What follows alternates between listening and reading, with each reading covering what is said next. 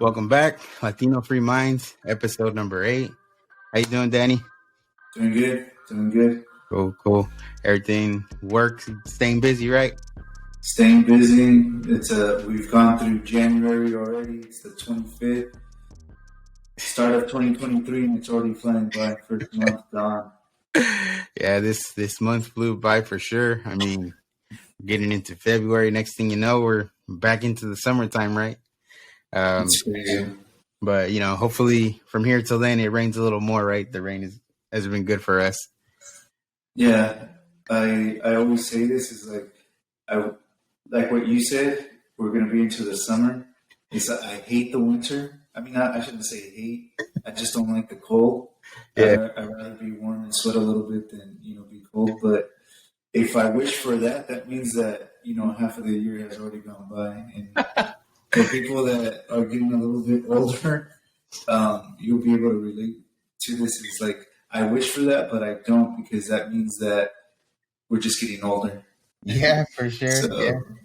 So, The last thing you want for it to fly by, right? It already feels like this. before you know it, then you're a year older. You don't want that. I mean, you do, but not that fast, is what I'm trying Right. to say. Yeah.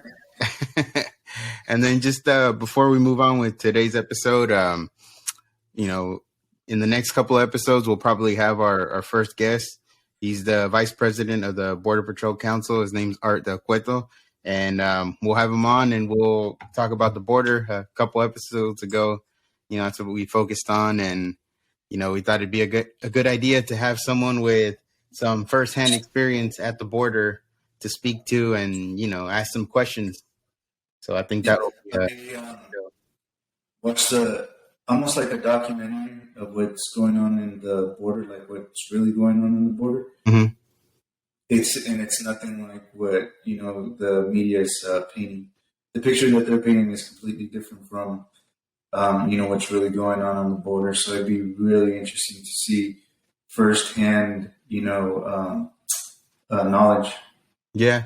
And then there's not kind of right as you said that, I thought of this other guy. His name's Jorge Ventura. He's like an independent journalist and he's always at the border too. So I mean, hey, maybe I'll shoot a shot and see if we could get him on too, because I think he's got a lot of like his reporting. Yeah, you see stuff that CNN isn't gonna put on there. You're not even gonna see it on Fox or none of that. It's just he's out there. Yeah, he's out there. So I think that's kind of one of the main things, right, that we wanted to do is have some real conversations and also learn some things that we might not know. And who better than people that know or have firsthand knowledge. So I think this next coming, maybe the next one or the one after, when we get him on, that'll be good. And then, like I said, I'll reach out to Jorge Ventura and see what happens. Sounds good. Yeah. So on this episode, we wanted actually, well, what I think on the first or second episode, you had mentioned about talking about Latino leaders and in history, and one of the most prominent ones, is Cesar Chavez. And I think a conversation on him and what his mission was, what he was trying to do, is in a sense, is related to some of this border talk, because he had some views on that as well. Yeah. What's really interesting is that, there's memorials, there's schools named after him, libraries, all kinds of different things. So he's very important in the Mexican American, culture, I guess if you could say. Mm-hmm. A very common and very important, figure. And it's interesting in the way that media, politicians, paint them to be. Mm-hmm. And if what we'll talk about today in this episode is, what exactly he stood for, and see if it falls in line with what they're telling us that he stood for. Mm-hmm.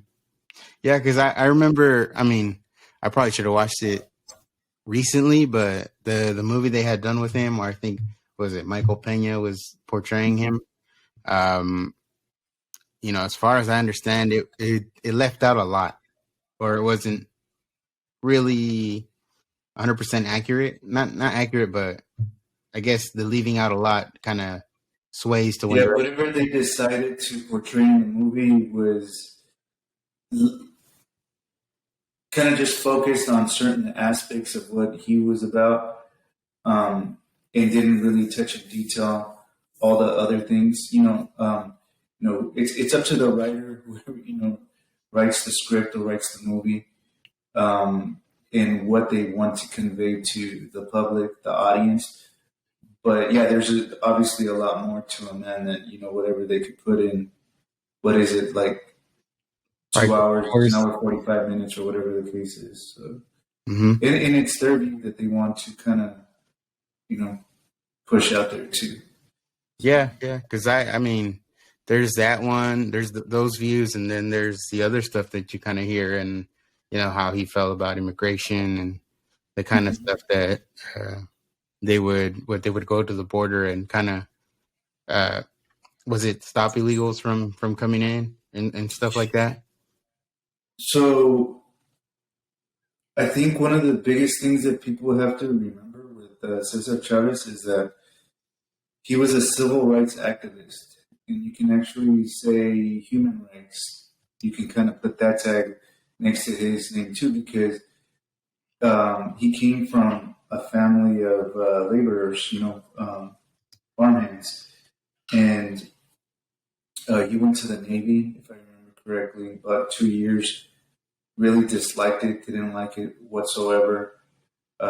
Went back after 2 years, like I said, and he actually became a laborer himself. But then, he got in circles with, some activists, or what do they call them? They're activists, but they put on functions. They put on they community organizers, I guess, is one of the ways that you could label them. Okay. So this guy took him under his wing, and taught him how to organize. And so when he took to that, he took to it really well, and he was really good at it. And what he was fighting for is civil rights for the laborers, the farmhands. So there's a small controversy there, or a big controversy, I should say, because you have the American born, so that you're Mexican American, right? Born here. So he was born in Yuma, Arizona, I believe, and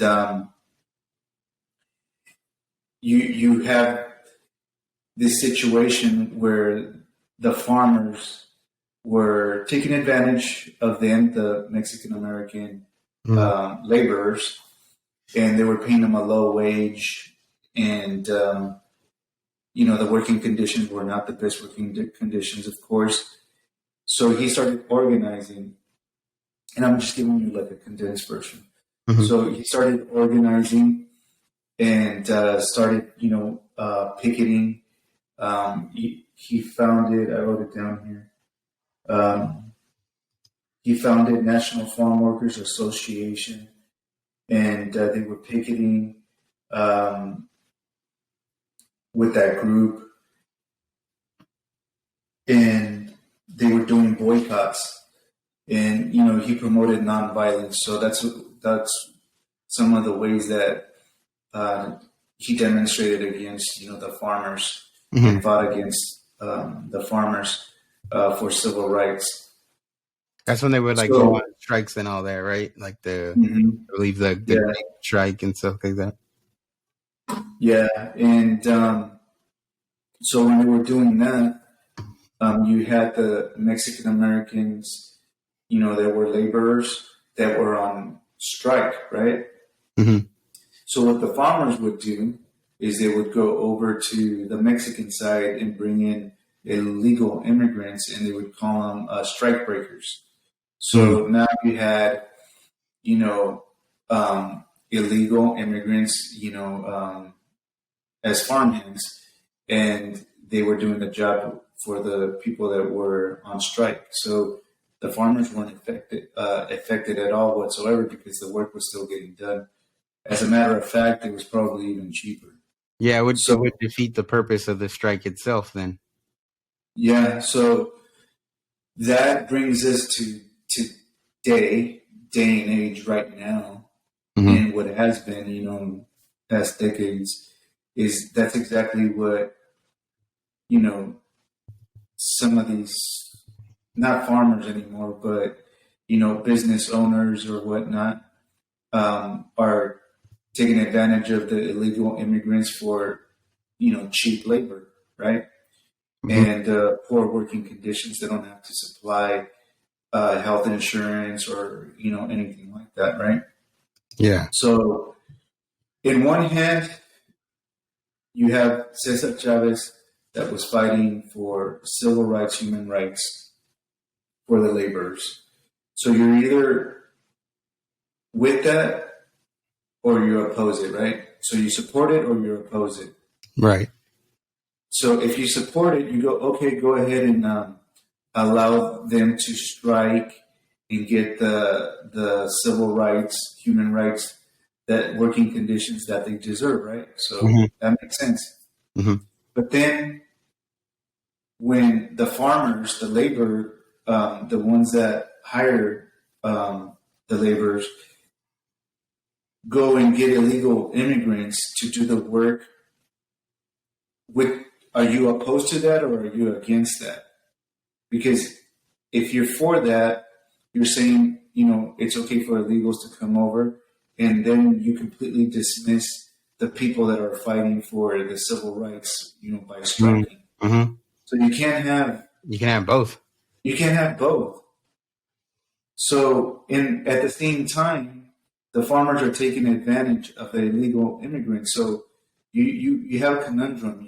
You have a situation where you want to support both, but that's what life is about, is that in today's day and age, you have to use critical thinking. Yeah. You can't just say it's okay for illegal immigrants to come over, Mm-hmm. um, without really thinking about it. Yeah. Yeah. It's true, because then it undercuts the whole strike and whatever benefits or reform, you know, those people are fighting for gets undercut by just being like, all right, well, these illegals came in. Like you said, they're probably going to do it for cheaper because, when we all know when immigrants come in, they're looking for work, and some of the easiest work or some of the, the most attainable jobs is working out in the fields, picking some kind of fruit or crop or whatnot. Um, but yeah, if you have people striking and then you have people showing up and taking those jobs, then like you said, you can't have both. You really gotta, pick one and kind of go with it. But, like you said, it's human rights, right? It's basic rights, working rights, and if we're not allowing those people to at least get those basics because we want to just accept everybody in, then yeah, somebody's gonna lose. Yeah. It's an ecosystem, society is an ecosystem. You can't, I've used this example with other people.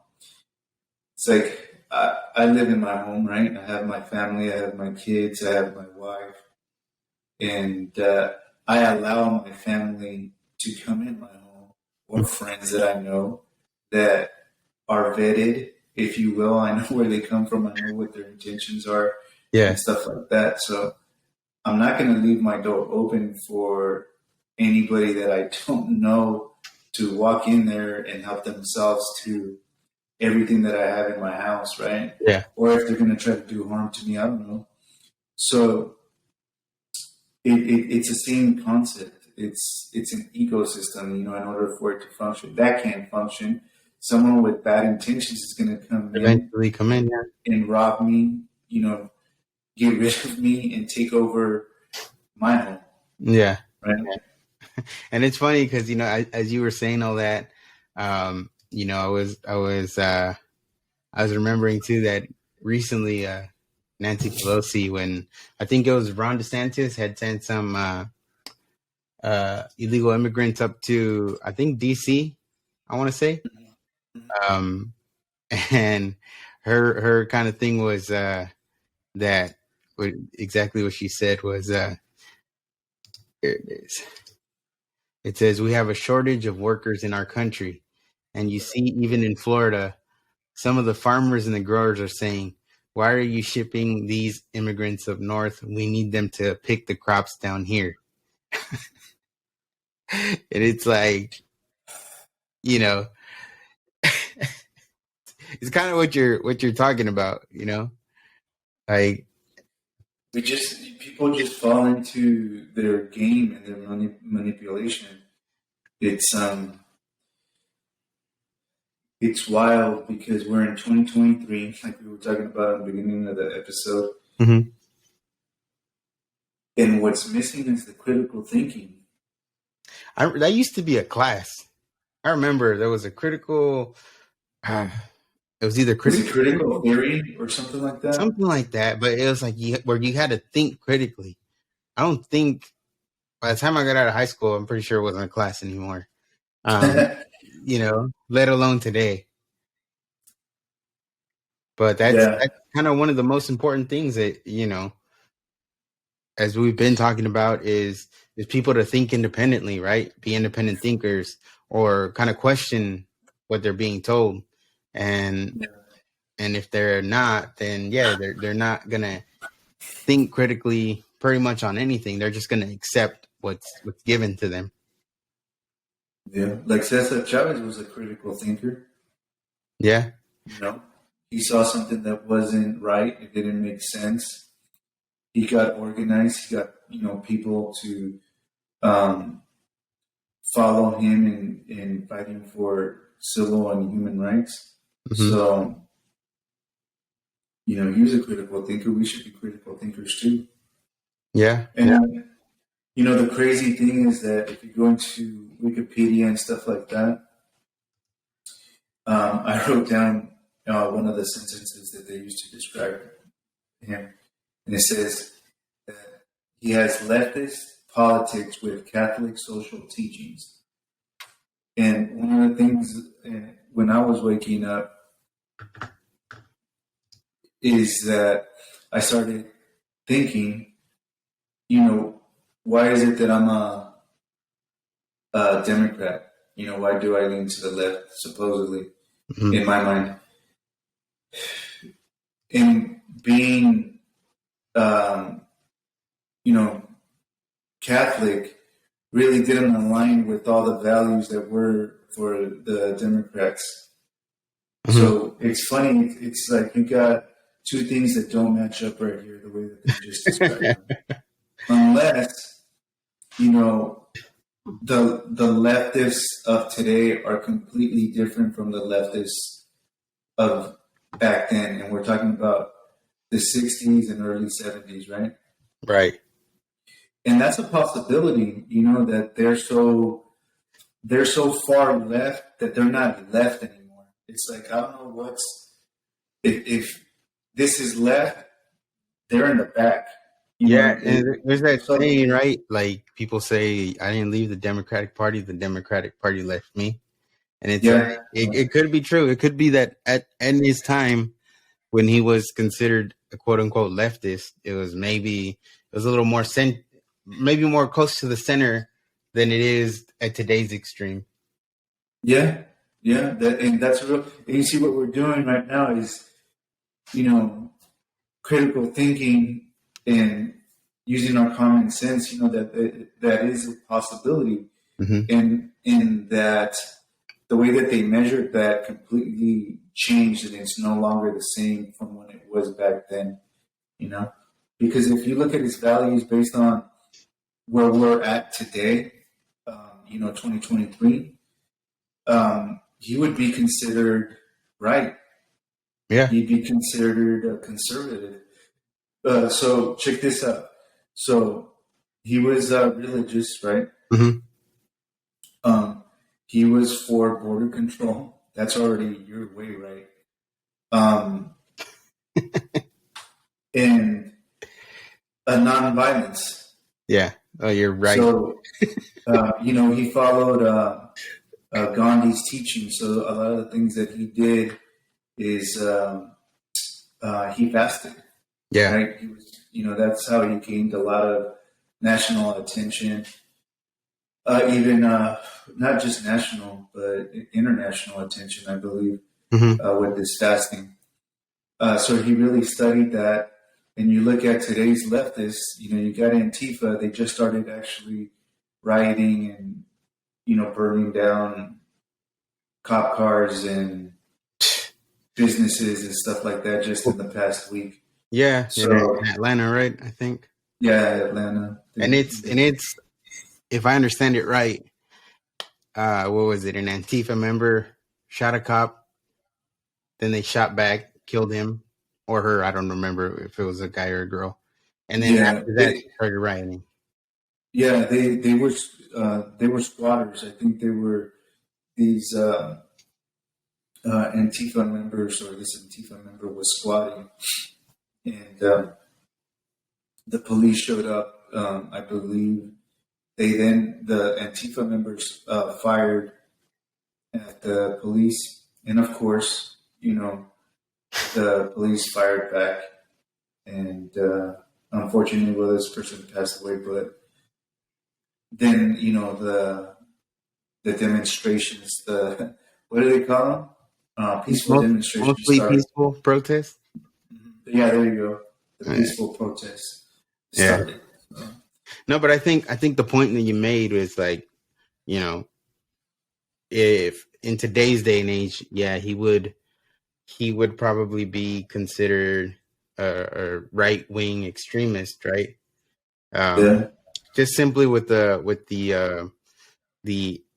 anti illegal immigrant kind of thing, and again pointing out, because if they're on strike, and you have illegal immigrants showing up and taking the jobs that they were striking against to get better benefits, then it's understandable why they would be anti illegal immigrants in that time, the way they were.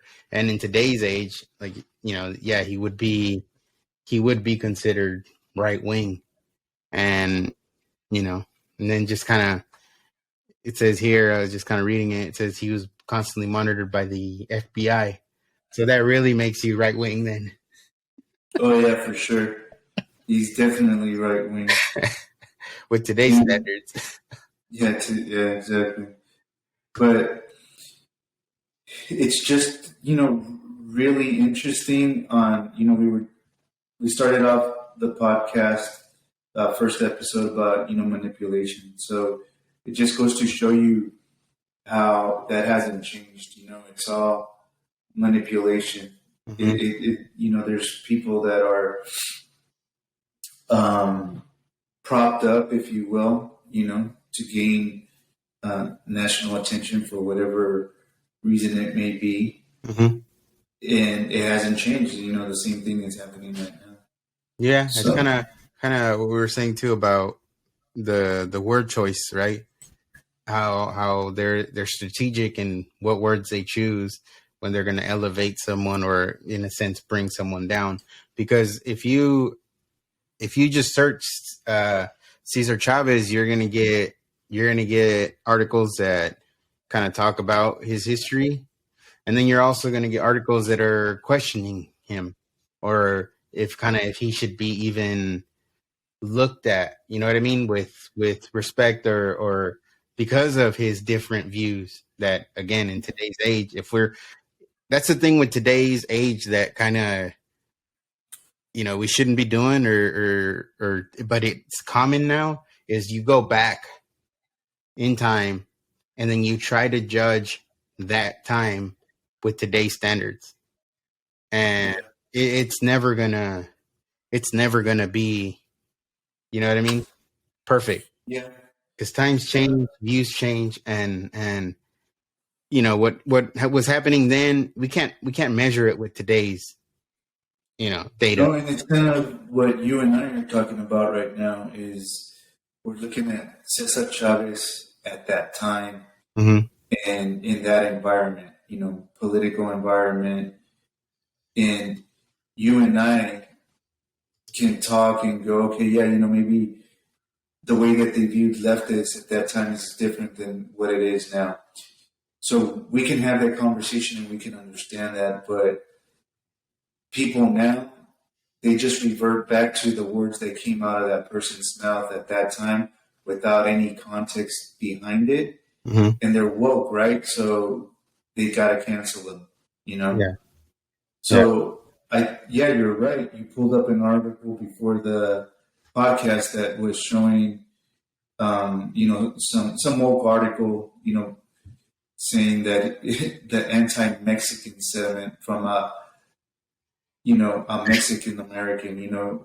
I'm Mexican American. I'm first generation born here. Look at how light I am. Hmm. But I've got nothing but Mexican blood flowing through my veins. And you look at Cesar Chavez, and he looks Mexican, and you're Yeah. gonna say that he has anti-Mexican sentiment.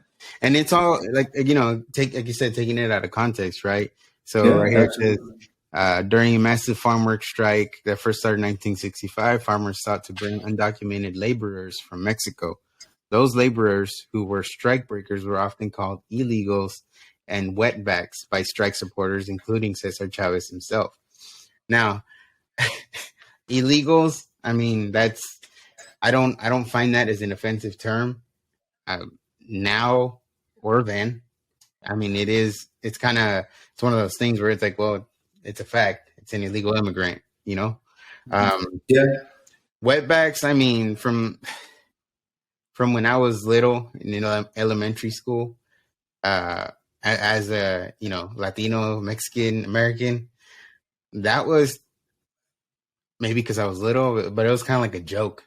Like you would call someone a wetback just, you know, it wasn't, I don't know. It wasn't anything malicious, but I think the thing that, different times, right? And the way people speak, I think yeah. has to be put in context of that time. That's true, and if it depends who it's coming from, Yeah. if it's in the context that they're saying it in, talking about context, right? Right. So someone could say that he was just trying to emphasize, maybe put an emphasis of what he was talking about with the illegals. And come on, man, he was called a wetback. Yeah. So you know, maybe it was towards the farmers.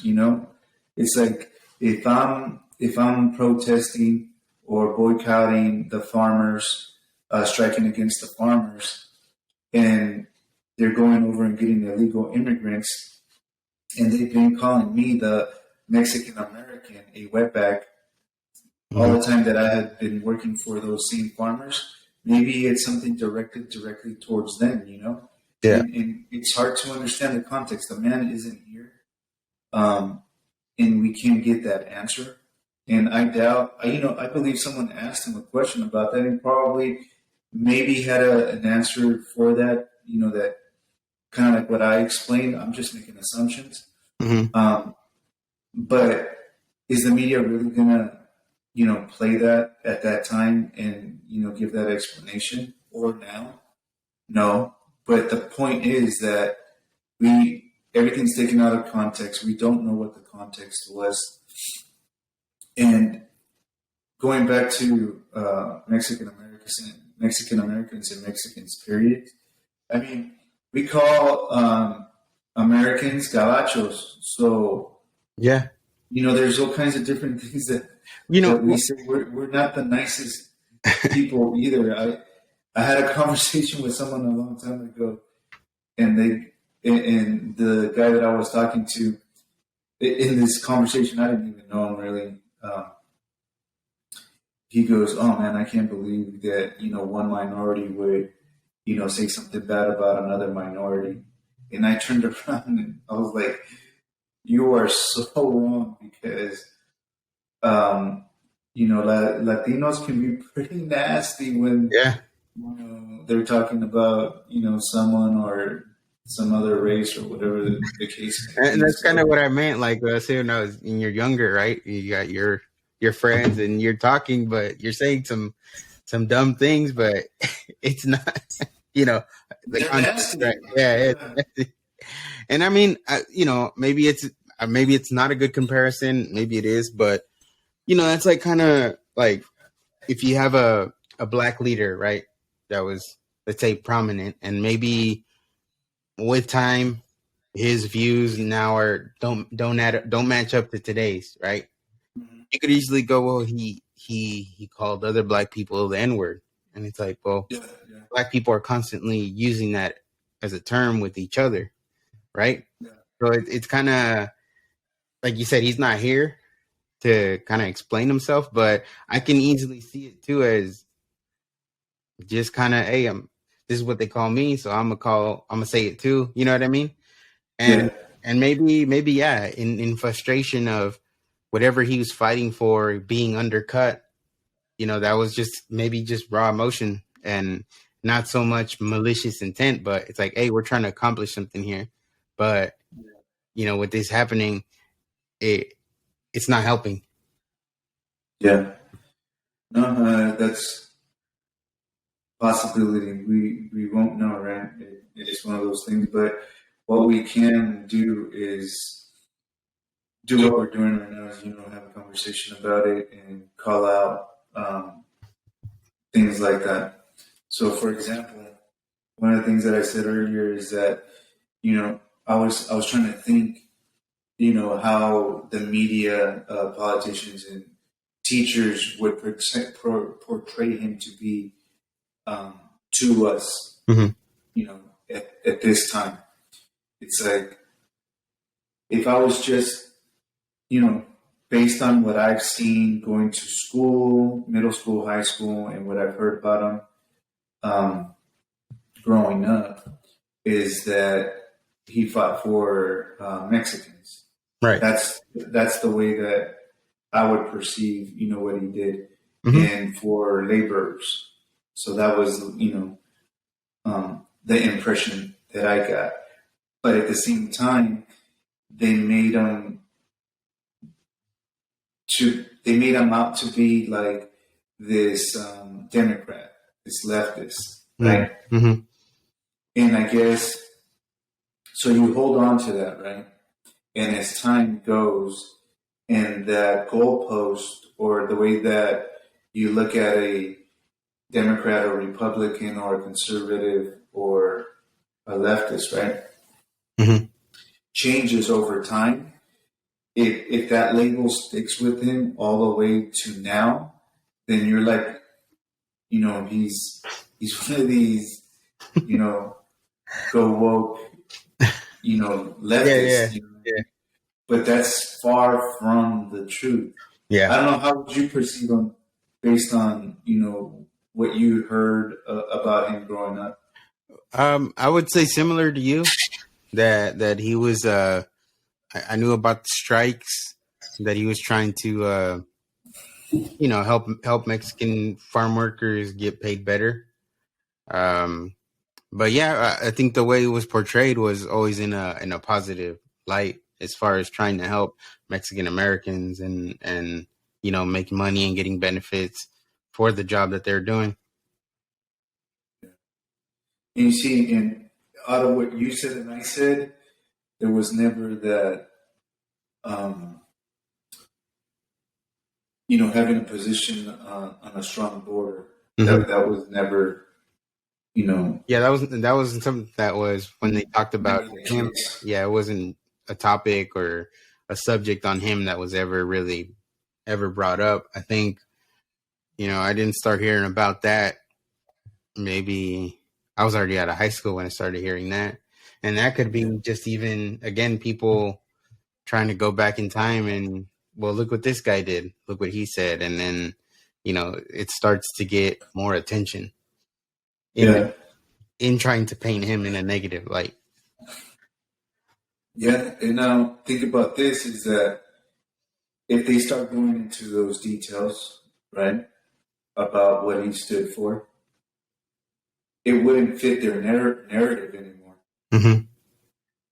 Now they're kind of stuck between, going to the woke side and trying to cancel him. You Yeah. know. And that's where they're going to end up, because like you were saying earlier, right? You could have one or the other, right? You can fight for these rights, or you can just allow everybody in, and then they kind of undercut that. So you can have one or the other. Right now, it's more like, all right, just let everybody in, right? Mm-hmm. So they're on that extreme. I think you were saying earlier, like if you were to compare uh, Joe Biden today and Cesar Chavez then, Cesar Chavez had probably would have had a stronger border policy than Joe Biden has.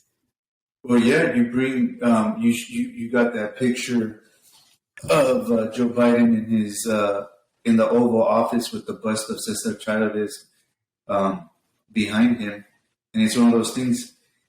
Cesar Chavez today, if you brought him back to life right now, he would have a stronger border policy than our president does right now, Joe Biden.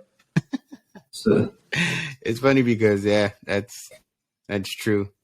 I mean, he has the bus there behind his desk.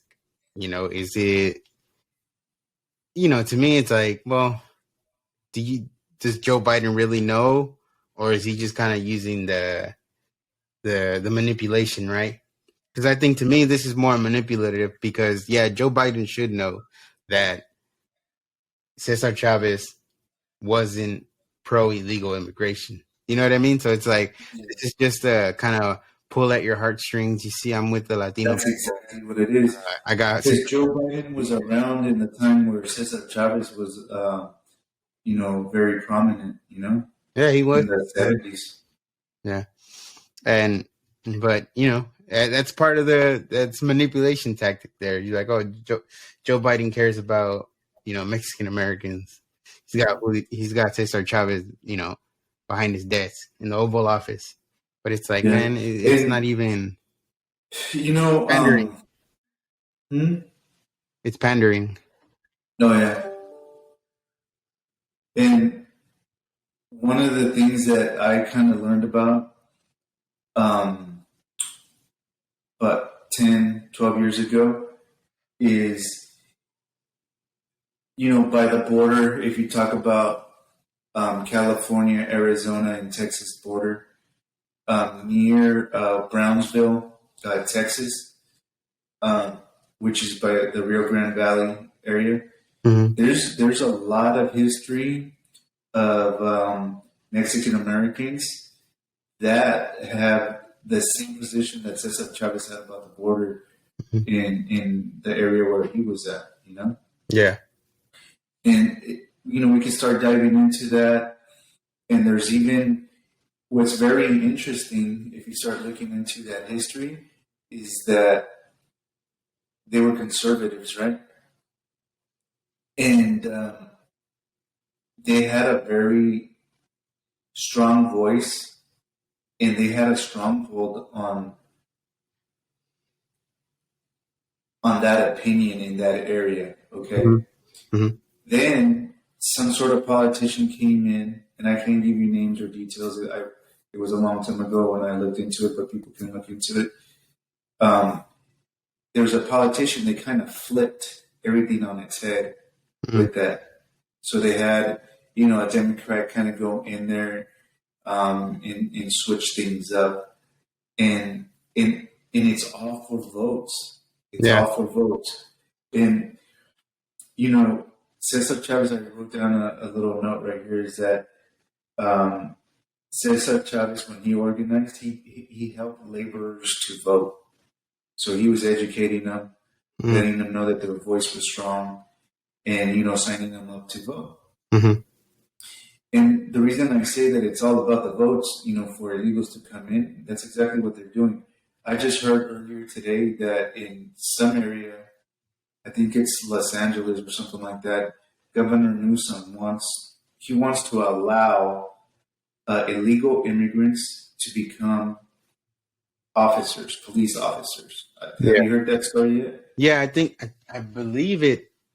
I'll look it up right now, but I think it's a law now, right? They can be police officers, and they can also actually be as part of like hold government positions, something like that. So imagine that someone comes in illegally and they don't have legal papers, but they can hold a position to uphold the law. So,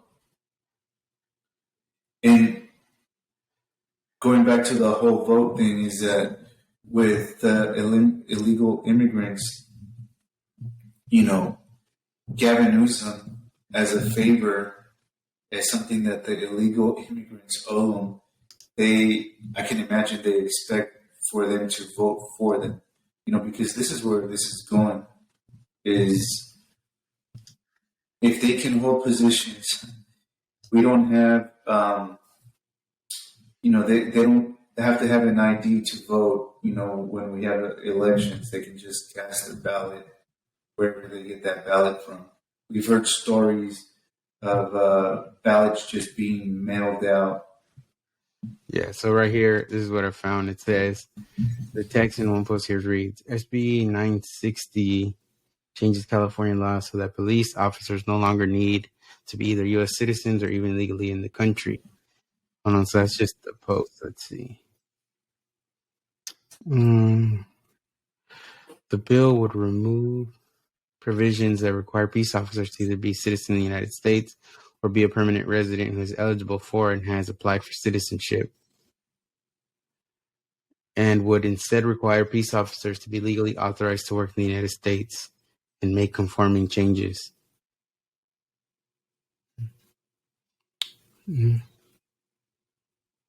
California bill allows non-citizens to become police officers. Yeah. This is from, a couple weeks ago, January 11th. Yeah, and I think there's that, and there's something about certain counties too that are, I think, allowing illegal immigrants or non-citizens to be a part of like city council or stuff like that. Basically, be in government. Yeah, and who do you think that they're going to vote for or favor, or whose agenda do you think that they're going to push? Is the ones that allow them to come in here illegally. Yeah. Again, it's like what we've been talking about, since we started this, is that manipulation for power, right? They're going to tell you the group that tells you what you want to hear, and in a sense tries to give you everything you want, the easy path. Then yeah, why would you not, in a sense, how would they not get your vote, right? They kind of, they use you to maintain power. Yeah. And, thinking about Cesar Chavez and, what he stood for, you have to commend someone like that, because I can't imagine it being easy. There was a lot of hard work involved, a lot of sacrifice. At the same time, being a laborer and coming from a laborer's family, that's not an easy life, Yeah.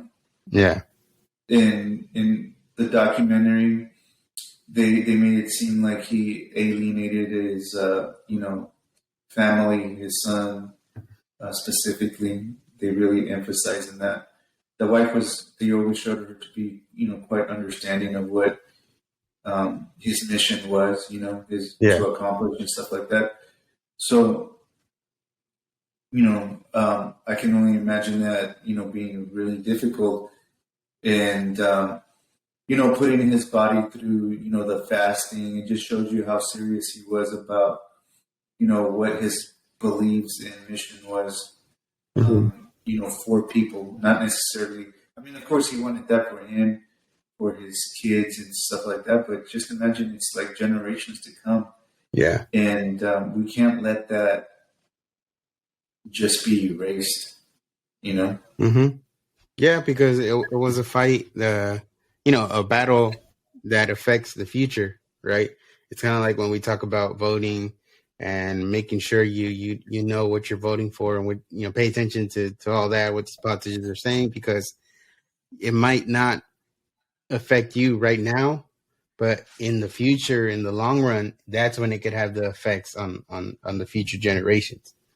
Yeah, and you could say, based on what we know and what I just said right now, like his sacrifices, you can imagine he was a strong man, right? Like a strong-willed Mm-hmm. human being, right? Right. That takes, they did a pilgrimage. What was it, from Delano Delano to County, Sacramento, I think. Sacramento? And I can't imagine. I can't imagine doing that. For a good cause, I believe I would endure that. Mm-hmm. I've never done anything like that, but um, that takes a lot of strength, Mm-hmm. you know. And I guess what I was trying to say is that if we take for granted, what he did by being that strong, it can all be taken away from us. Mm-hmm. And in today's day and age, because we haven't had it maybe as hard as he did it growing up, Mm-hmm. we may be a little bit softer, or our kids may be a little softer. And it goes back to, talking to our kids, and speaking the truth to them, not forget about things that Cesar Chavez really do.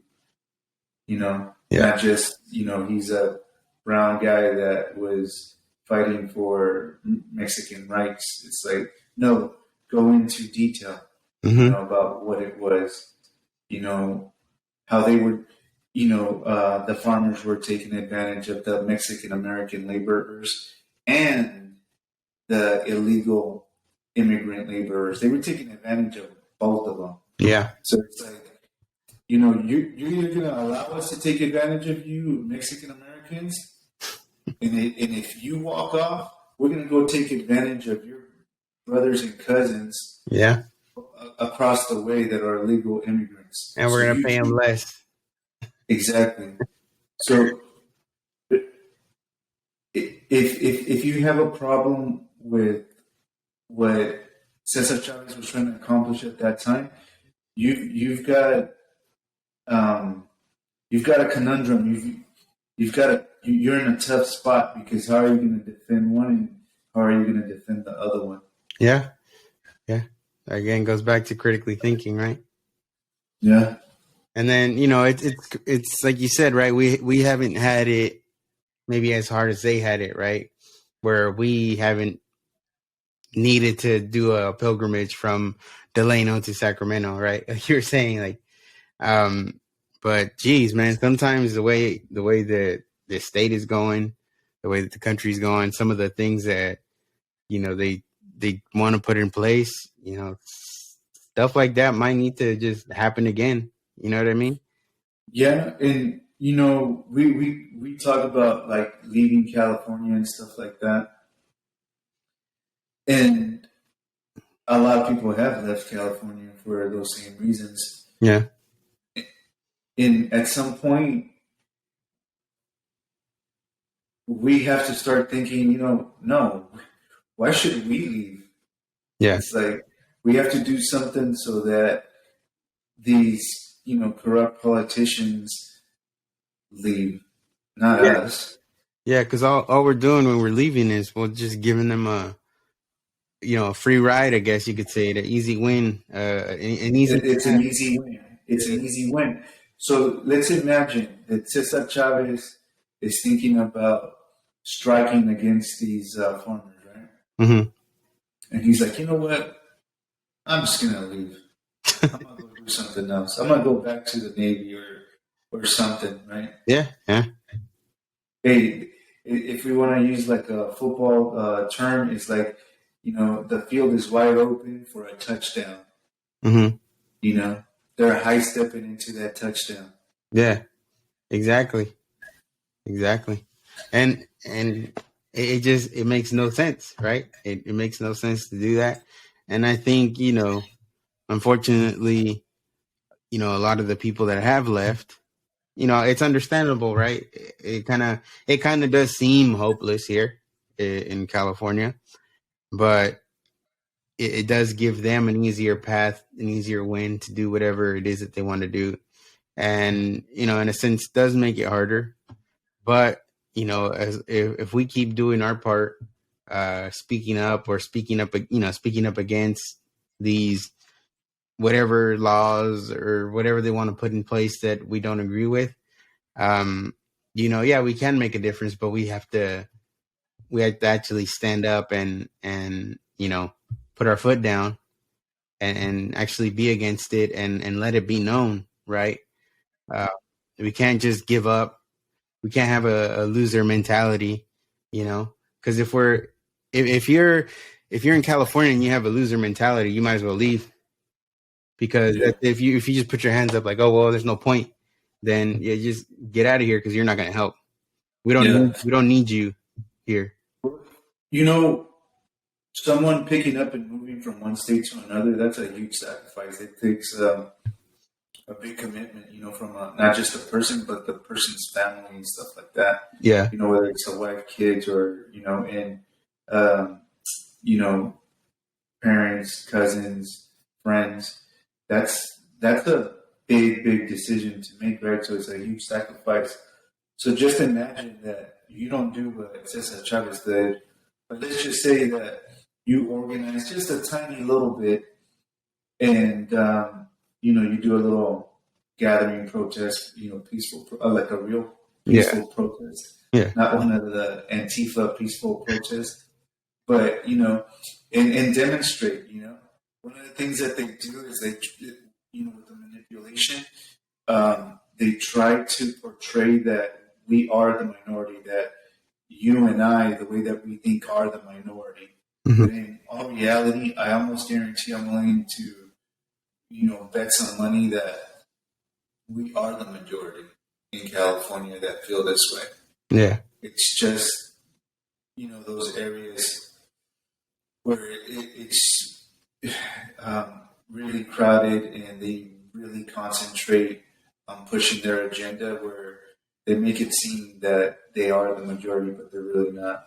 Yeah. Yeah. And I think I think kind of tying it to the point I was just making too. It's like, if we are, because yeah, a lot of people I talk to don't like what's going on here, right? You could talk to a lot of random people and they'll tell you they don't like what's going on, but when you get the vote results, it's like, how does that happen, right? And again, I think to me it goes back to, if people just kind of put their hands up, be like, oh, it's pointless, and they don't participate, right? Yeah, you can go into different directions with that, because, look, I'm gonna tell you what I believe, and that there's a lot of cheating, right? So when they make you feel like you're the minority, the way that you think, whether you lean this way or you lean the other way, Mm-hmm. and the results come out the other way, and you already felt to be the minority, you're like, you see, there's too many of them. Yeah. And so they got the bullhorn with the media, all the different outlets, right? And they make us feel that way. But if we knew the truth, that we are the minority, we would go, wait a minute, how the hell is this happening? Mail-in ballots, no voter ID and stuff like that. It's like, if you're a cheater, that's a cheater's freaking dream. Right. Exactly. So then you, no accountability. critical thinking, you go, well, 1 + 1 = 2. You would put it together. Right. Yeah. Yeah. I mean, like, yeah, it's especially the no ID part. It's like you can just go in and, I mean, if you know somebody's address, say you're that person, they're not going to check your ID, and you can vote, I guess, however many times you want. Um, and yeah, that's there's definitely some sort of cheating going on. Like you said, you can put it together. You can see it. We're not dumb, you know. Yeah. Hey, I guarantee you that when Cesar Chavez was voting back in the day, they asked him for his ID, Yeah, they and probably did. he had his ID, and it was no big deal. And he was probably like, "Here's my ID. Yeah. Move out of the way and let me vote. Get out." You know. Oh, you know what? Something interesting about the ID thing that I just heard today too is that they did a study in Georgia, right? And they were asking minorities in Georgia, like African American minorities, if they felt like it was harder for them to vote, right? Because that's the whole thing with the no voter ID, Yeah, is the to make voter, it voter easier. suppression is the term they use. Oh, there you go, voter suppression, and 0% felt like it was harder for them to vote because of that. There, that's probably one of the biggest lies. But It it doesn't make doesn't sense make at sense. all. But it feeds into their ability to want to, you know, rig, cheat, whatever you want to call it. But it fits perfectly for that.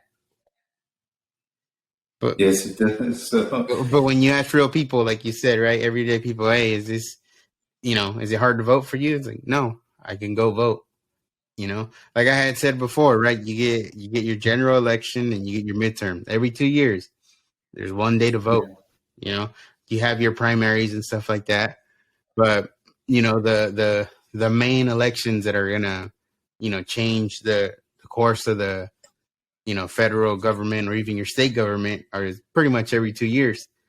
So I think everybody can make time to go vote one day for how long does it take to vote? If you know what you're first of all, go, but be prepared.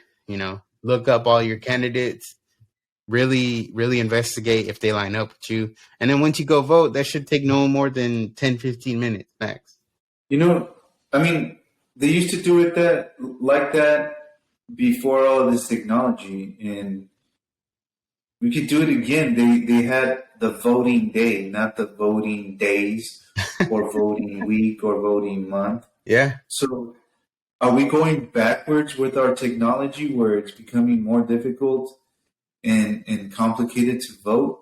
in one No, day. it should in one day. Yeah. It's like now with today's technology is like, okay, you get in theory, you should be like, oh, we're gonna get all the votes in 5 hours. Hmm. With today's technology, if they really wanted to do it right without no cheating or anything like that, you just you could probably do it from your damn phone or You could something probably do like it on that. a you could probably do it on a Twitter poll. They could probably just make it so only people from certain states are able to, vote for Yeah, that one, and they could probably boom, like, okay, yeah, you are located because these things they track where you're at. yeah. Here, I'm here. So only one vote that's tied to your ID to that phone, and that's it. Boom. They could do it if they really wanted to, and it would be the voting hour. Forget the day. It's like today's the voting hour. It's going to be between 5 to 6 p.m. That's it. It's Boom. like it's like they were when they were showing that whole voting for Speaker of the House, Uh-huh. and they would do the was it the yays and nays, and then they'd Yeah. be like, we want to take the vote. So the person would be like, all right, you guys got 15 minutes to vote on your phone, right? So or on your device. So all Yeah. the congressmen and women had 15 minutes to say yes or no. So it's like, yeah, like you said, voting hour. That it should be with technology. It should be that simple. Yeah. But if we don't, I don't know what it is, right? Maybe we haven't fought hard enough against that. You know. Um, Yeah. It just goes back to what's crazy? Going back to the Cesar Chavez and talking about fighting, right? So they were boycotting grapes, right? mhm, So and they were having a lot of success. It took time. It took a lot of time. It took years, mhm. but they were having success with the boycott, right? It was hurting the farmers. Um, they were losing funds. They were losing income. They were losing revenue. You Mm-hmm. know, so then they wanted to export them internationally, right?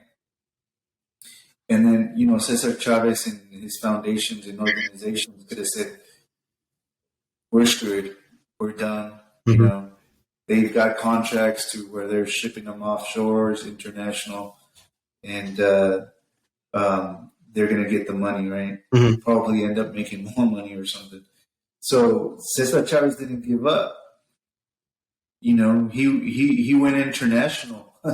He went to Europe, and he voiced his concerns over there Mm-hmm. and met with people. And guess what?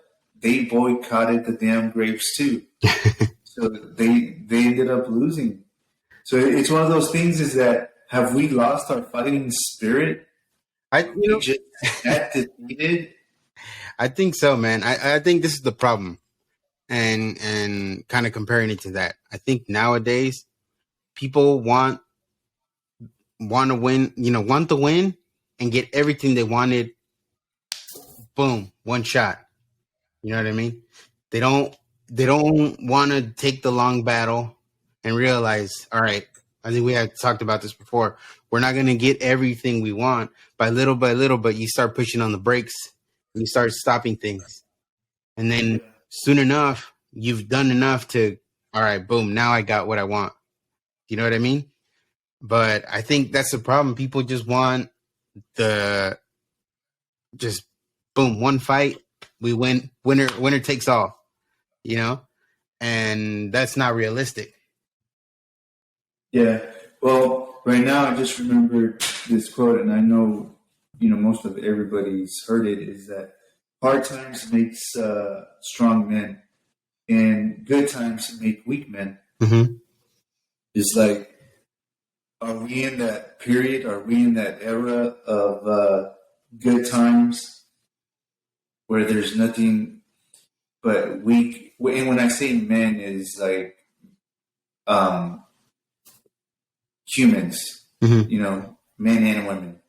So are we in that era where it's just breeded weak men and weak women?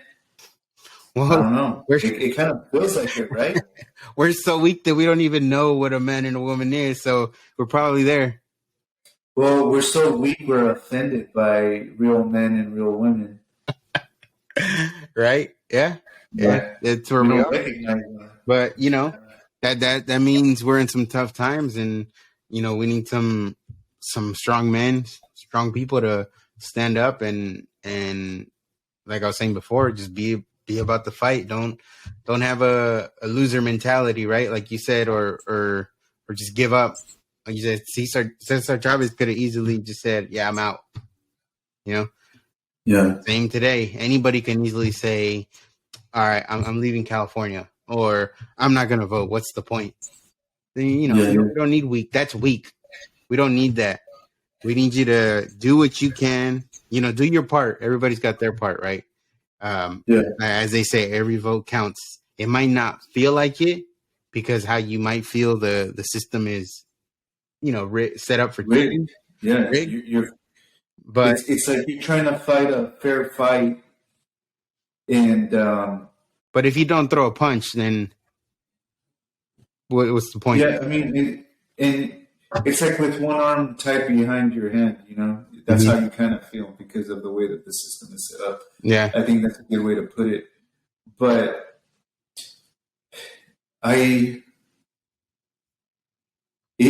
it's so crazy because some people might take what we're talking about in the words that we're using right now, for example, strong and weak and stuff like that. Mm-hmm. And it doesn't mean like aggressive, violent, or anything like that. Mm-hmm. It just, I used the example, of how Cesar Chavez was a big advocate for peaceful protests and stuff like that. So he was peaceful, but he was strong-minded, strong-willed. That's what we're talking about. Yeah. It's like you know that he wasn't going to give up. You know, he had so many things going against him, or people going against him, or organizations going against him, and he didn't give up. That's the strength that we're talking about. Mm-hmm. It's like what is it Jordan Peterson has that quote. What is it? Let me look it up real quick. Is it the one that is like be dangerous but contain it type of Yeah. thing? So I found it. So it's a harmless man is not a good man. A good man is a very, very dangerous man who has it under voluntary control. Yeah. Yep. And then he has, then he's got In another one other that words, says, it just means that you have to have it in you. You yeah, have to have it in you. yep. And then this other quote right here says, and if you think tough men are dangerous, wait until you see what weak men are capable of. Oh, that's the worst. You Man. know, they'll do something uh, the snakish. You know. Well, I mean, look at our current government, right? You know, Yeah. but it's just, I think we need more. Specifically, we're talking specifically about Cesar Chavez, with Latino leader. We need more, especially in today's age. But check this out. We're talking about strong men. How many times did we hear about, Cesar Chavez being strong in that way? I don't, and highlighting the strength by peaceful means. Mm-hmm. Do you know what I mean? Yeah, like the strength, like of a, pretty much like of a real leader, not Yeah. some wild, out of control person. Yeah. And just thinking of another leader as those words came out of my mouth, peaceful, is Martin Luther King, Mm-hmm. right? Right. He was another one that was, peaceful marches, peaceful protests, and stuff like that. Yeah. So And there goes again, same another thing. The things he was fighting for. person that's held up. There's schools, there's streets named after him, there's libraries named after him, Mm-hmm. and that man would be a right winger right now, far right.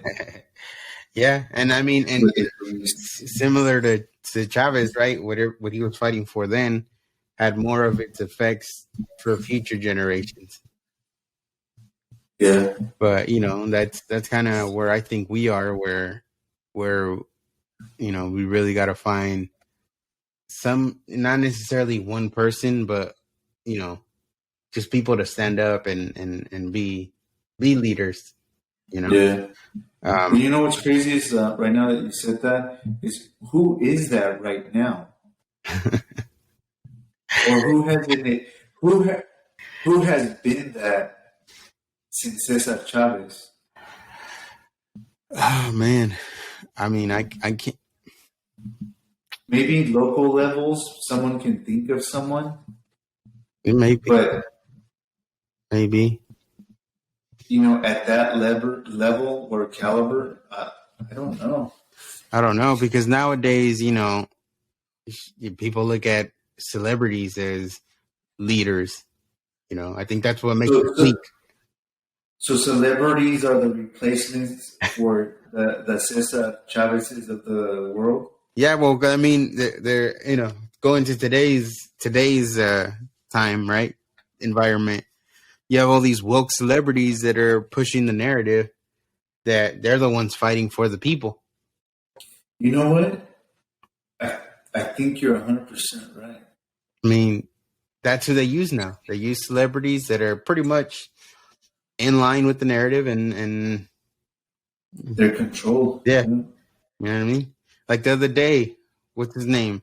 I mean, not that I look at him as a leader, but a lot of Mexican Americans like him, George Lopez, Oh, for hell example. no. For example, he got famous saying some real offensive things, right? That if if you went back and you held him to today's standards, like if you want to play those stupid games, he won't make it long, right? But the other day he was like, he was on the View, and what did he say? He says, if you're an enemy of drag, then you're my enemy, something like that. Which is the narrative, right? To not be against drag queens or drag story hour, whatever you want to call it, whatever the hell they're doing. It's like, if you're against that, then you're my enemy. And, they cheer that. Like, yeah, George Lopez said that. But it's like, bro. Right now, okay, dude. Okay, so that's ridiculous because you're going to finish the little thing that I'm going to do right now that he always said. Mas. Puto. Yeah. I'll fucking say it. Yeah.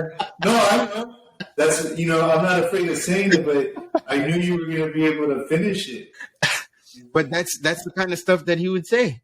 He would say that was his thing. Yep. A lot of Latinos out there, you still say it. You tell your buddy he's acting a certain way, and you're like, Mas.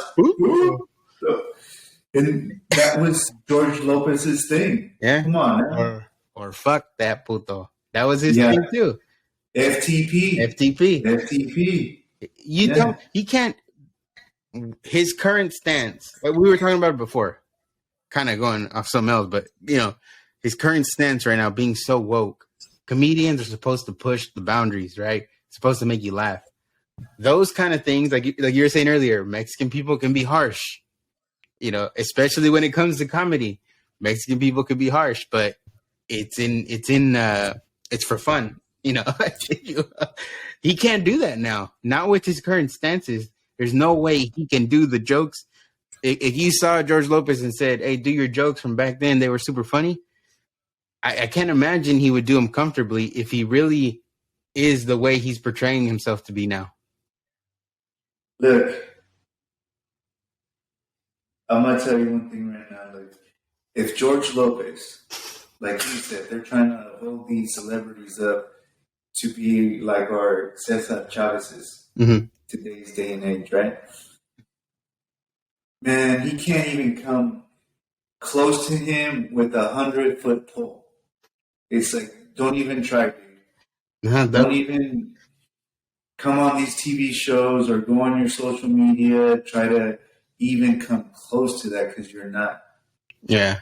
And talking about how harsh Mexicans can be, or Mexican Americans, Latinos, period, can be. I'm going to tell you, because I always tell a little story towards the end, I feel like. Story time. Story time is that the first time that we used to go to Mexico every 2 years when I was a kid, and it was for a month, so it was a good amount of time. Good. Yeah. So we're going to Mexico. We're on the autobus, on the bus, going to the town where my parents are from. My mom stops me, right? She pulls me aside and she goes, "Hey, we're going to meet up with your uncles and they're going to harass you. They're going to say all kinds of things to, get under your skin. They're going to try to even make you cry. But if you cry, they're going to get you even more. They're going to go even harder. So no matter what they tell you, do not react." All right? And that's exactly what happened. They have no shame. They just keep going and going and going and going and going. And that's how we are. That's how we are. Yeah. Still, where I work with a lot of Mexican people, and when they're going and they're going at each other, it's brutal. You feel bad for the target. Sometimes you go, "Damn, can't believe you said that." You want to throw in the towel for them, Yeah. Oh man, but it's our culture, right? It's how we are. In a way, it's everybody's culture. Yeah, for sure. It's what we were talking about before. we want to take things out of context. Mm-hmm. We want to be politically correct. We want to be held up to, you know, some sort of altar or something like that. Yeah. And come on, like with some of these comedians, I get you. You know, you can say those funny things, stereotypes or whatever. Mm-hmm. No one's gonna be mad at you. But once you start dipping your toe into all this woke stuff, you lost. You lost. You're done. You're going against your profession again. Is to push the envelope, to say some crazy things to make people laugh. Once you go woke, you can't. You can't. You're gonna have to hold that standard against yourself, right? Once once George Lopez calls himself Latinx, that's it. You're disqualified. Get out of here. You're done. You're done. You're done. There's no there's no pass. Get out of here. And that's just comedians. Even people that do music do the same thing, right? Music, you're supposed to be able to, well, at least like in a sense, hip hop, you could say whatever you want. Yeah. Now it's like you see a lot of these artists that are in the woke side, and it's like, the one place you do want to have free speech is like when you're making your music, right? You say whatever you want to say, but like now you're pushing these woke narratives. Like the only person you're hurting is yourself. Oh, dude, you just said something that kind of correlated last episode with the Bill of Rights, Constitution. Yeah. With Cesar Chavez is that here in the United States, the reason that Cesar Chavez was able to do what he did is because of those pesky that First Amendment. That First Amendment, man. The right to that First Amendment. Yeah. Amongst other ones, but it just, man, the United States is it's a blessing to be here. Be living in the United States. It's just we've got these redcoats that won't give up. They wanna push the king and the queen and take our rights. Mm-hmm. Yeah. So unfortunately, another interesting thing about that is that Kamala Harris, spoke about the Constitution, and she quoted something and left off the part that they're God-given rights. Mm-hmm. She quoted it, but left out that part about the God-given rights. Yeah, she left out that, and because it's supposed to be unalienable rights of life, liberty, and the pursuit of happiness, I believe. Yeah. She left out life as well. So she just said liberty and pursuit of happiness, something like that. Yeah. So she left out God. She left out life because, on the left, they're for abortion, pro-abortion. Yeah. So they're taking life. Yeah. So they're very strategic in the words that they want to use, and they want to use certain things to their advantage. Like in this case, it served her to bring up the Constitution, but left out those key words. Yeah. Yeah. And it's crazy, right? Because like you said, it ties into the last episode too. But even there's been a couple incidents, couple shootings in California recently. I think I don't know, some Chinese New Year's things. I don't know what happened. I didn't really. Well, the 3 incidents that have recently happened, they're tying it to, yes, it was a Chinese New Year here just days ago, right? Yeah, a few days ago. Yeah, and then they're making a correlation with drugs and things like that. But I don't have the full details, but they are making some connections there. But right away, assault pistols, baby. They had that bill sitting right there, banning the pistol braces, and Newsom, right? What does he say? The Second Amendment is a suicide pact. So it's like, man, like right away, politicizing it to take away our rights. you know, not the rights of the person that did the crime, right? They want to take my right away. They want to take your right away because there's bad people out there. And it's like Yeah. the only thing that will, like this, I think everyone's heard this saying, what stops a bad guy with the gun? A good A guy with good the gun. guy with a gun. But if you disarm everybody, then nobody's going to stop that bad guy. Yeah. So, you know, Well, you got to look at it this way too. Are these shootings happening in Texas? Are they happening in states where they have lax gun laws? No. yeah, They're happening. They're happening here in California with the strictest gun laws. with the strictest gun laws. Mm-hmm.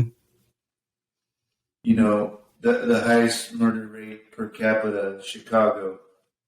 What do they have? They have, The it might be strictest gun stricter laws than too. California. Yeah. So I don't know. Maybe the next episode, after what you mentioned in the beginning of this episode, maybe we'll touch on this because I have heard a lot of Latinos like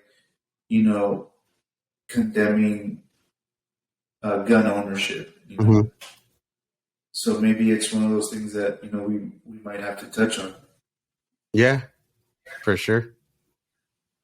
So, but yeah, I mean, I think in as you would say in conclusion is Cesar Chavez, was he